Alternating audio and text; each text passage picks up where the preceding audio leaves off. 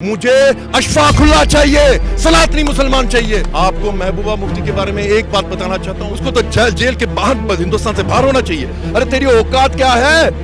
भारत में हिंदुओं की जिंदगी का कोई कीमत नहीं है। Hindu lives do not matter in India, ये साबित होती है। आपने 1947 में ये जानते हुए कि पाकिस्तान मुसलमानों के लिए बना, हिंदुस्तान में बैठे हुए लाखों हिंदुस्तानियों ने अपनी मादरे वतन के साथ गद्दारी की। इस्लाम के नाम में, टू नेशन थ्योरी के नाम पे पाकिस्तान बनाया, लेकिन पाकिस्तानी ऊपर से थोड़ी टपके थे, वो हिंदुस्तानी थे। ठीक है, तो तब हमने क्या किया ये जानते हुए कि पाकिस्तान मुसलमानों के लिए बना है। 25% हिंदू, सिख और बौद्ध थे पूर्वी और पश्चिमी पाकिस्तान के अंदर।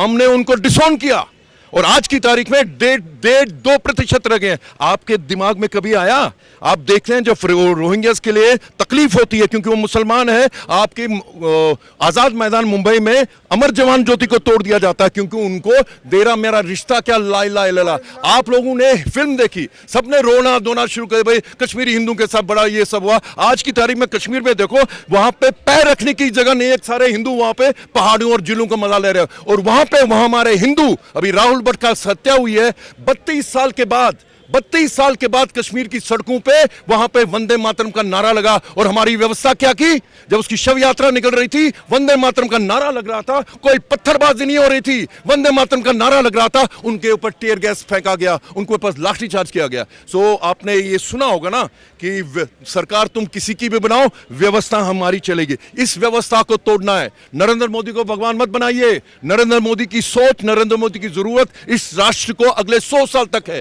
लेकिन उनका हिसाब किताब रोज पूछना है। 5 साल तक नहीं किया, वो तो नीचे से उठे प्रधानमंत्री है, उनसे 5 साल मत इंतजार कीजिए उन्होंने क्या किया। उनके अंदर कुछ कमियां हैं वो बताइए। मैं ये बता रहा हूं, जैसे मैं कहता हूं मैं नरेंद्र मोदी का सबसे बड़ा फैन हूं, सबसे बड़ा आलोचक भी हूं, क्योंकि ये मेरी जिम्मेवारी है। इसलिए हिंदू वक्त, अभी ये मत सुने कि मैं मुसलमानों के बारे में बोल रहा हूं। अभी मैंने कई मुसलमानों के नाम लिए।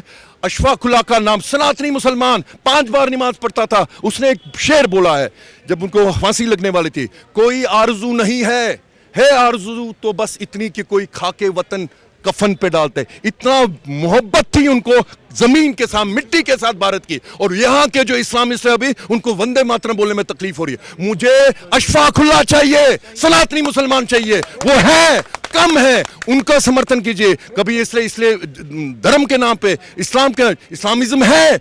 जहाद 1000 साल से कश्मीर की, हिंदुस्तान के अंदर जहाद चल रहा है। 1000 साल से जब मोहम्मद बिन कासिम ने कश्मीर पे कब्जा किया, सिंध पे कब्जा किया था, तब से आज तक हिंदुओं का नरसंहार चल रहा है। पाकिस्तान के अंदर 10 साल की, 12 साल की लड़की को रोज उठा के ले जाते हैं, दूसरे दिन कैमरा के सामने लाते हैं, बोलते मुसलमान बन गए। आप लोगों ने कभी प्रदर्शन किया? कभी जंतर मंतर में मोमबत्ती निकाली? क्यों? क्योंकि हिंदू लोग, और मुझे किसी की हिम्मत हुई बोलने की कि मैं कायर हूं, लानत है उसके पर।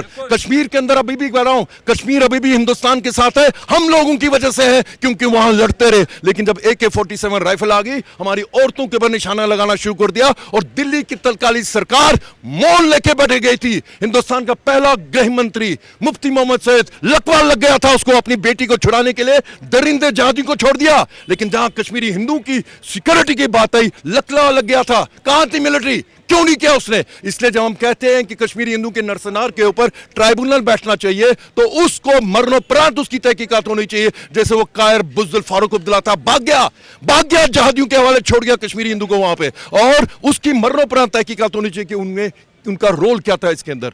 ये जानना चाहता हूं। अगर आप कश्मीर में जहाद को नहीं रोकेंगे, आपके हिंदुस्तान के कोने कोने में कश्मीर उभर के आएंगे। आपको महबूबा मुफ्ती के बारे में एक बात बताना चाहता हूं। उनकी पार्टी का नाम है PDP का जो उनका जो डॉक्यूमेंट है ना, लक्ष्य जो है उनकी पार्टी का, उसको बोलते हैं सेल्फ रूल के ऊपर सबसे ऊपर लिखा हुआ कि हिंदुस्तान और पाकिस्तान जॉइंटली जम्मू कश्मीर और लद्दाख को कंट्रोल करेंगे।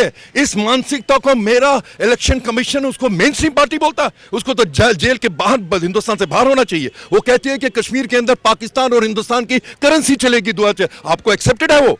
तो क्यों है वो मेन स्ट्रीम पार्टी? तो इसलिए उसके बारे में बोला, वो तो जहादी है। उसने तो वेलकम किया था तालिबान को, बोला था वो अच्छे लोग हैं, अब जरा इस्लाम को अच्छी तरह से लाइए वहां पे। अब देखा ना अमरीन को कल मारा, वो बेचारी, उसका इतना उसका कसूर क्योंकि वह गायक कलाकार है। इसलिए वो जहाद, तालिबान वहां पे, तालिबान कश्मीर के अंदर एक ही सोच के हैं, इसलिए उनसे बच के रहना पड़ेगा। देश को संस्कृति पड़ेगी।